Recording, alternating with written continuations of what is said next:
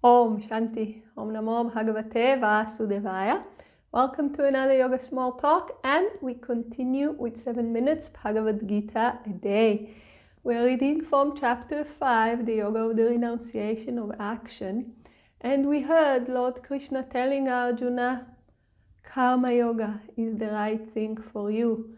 And again, this is not to belittle the value of Jnana Yoga, the Yoga of knowledge. For instance, there is a beautiful teaching, Bhagavad Gita, a teaching of Lord Krishna, the same Lord Krishna, to another disciple by the name of Uddhava. This teaching was given just before Lord Krishna left this world and shed the illusory body that he has taken to himself.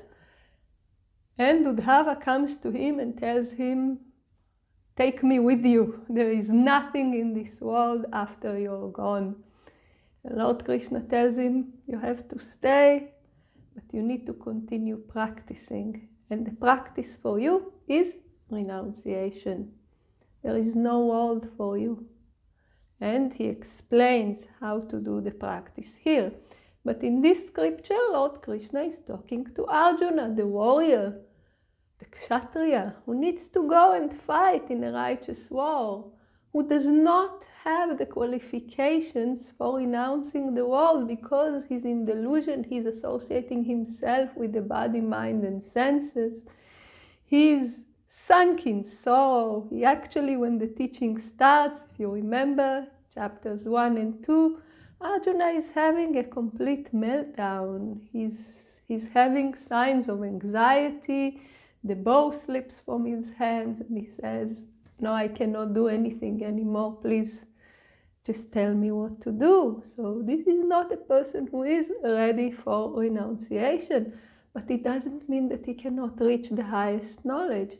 It just means that he needs to follow the path of action. And therefore here again and again, Lord Krishna eulogizes the path of action and explains to Arjuna how to practice it. Now here comes verse 11, in which Lord Krishna explains what the practice looks like. We will read together. 11.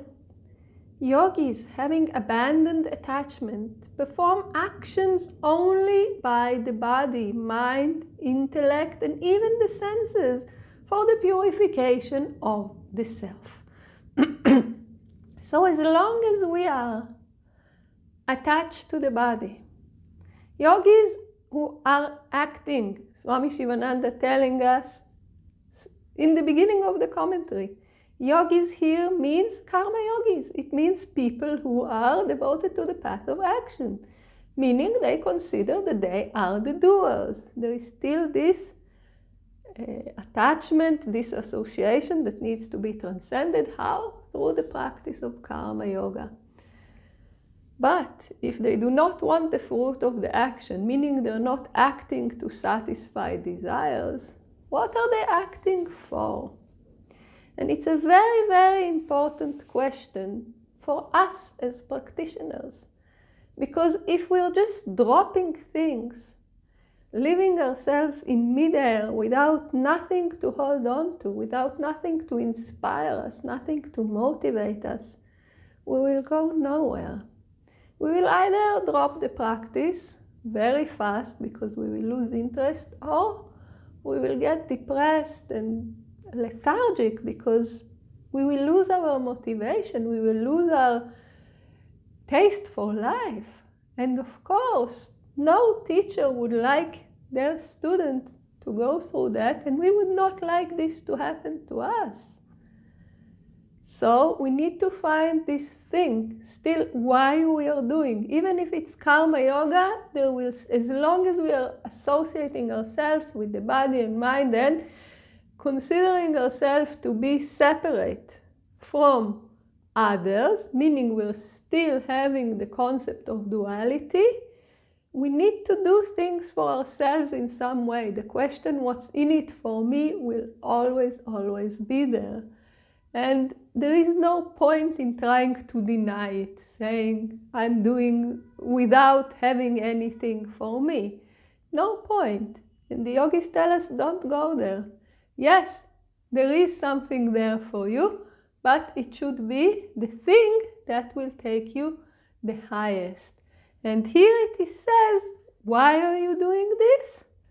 Only for the purification of the self, meaning to purify their ego. Meaning, who says, who work for the purification of their hearts without the least attachment to the fruit or results of their actions. So, the reward is not the fruit of the actions. This is already a very, very advanced stage, and we will see it in the next verses. This means that we have enough knowledge to be willing to let go of the fruit of the action in order to purify more and more. It means that we value the purification over the fruits of the actions. And this is already very, very, very high level of knowledge, and you can see this is also some level of renunciation. But still, the person is associating themselves with the body, mind, and senses. So they are acting with the sense, I am doing. And if I am doing, what am I doing it for? The answer is here, you're doing it to purify. So, obviously, the next question, which we've already received the answer for, but it comes here again so that the teaching will be complete, and because it's a very, very important point, what am I purifying for? Right? Okay, so I'm purifying and purifying. What am I purifying for? And because Lord Krishna tells Arjuna, you have the qualification for the yoga of action, and this yoga of action will take you to knowledge. The actions are for purification, so we need to complete this link, how the purification will take us to the knowledge, and this is done in the next verses. So please join us for the next teaching. Om Shanti.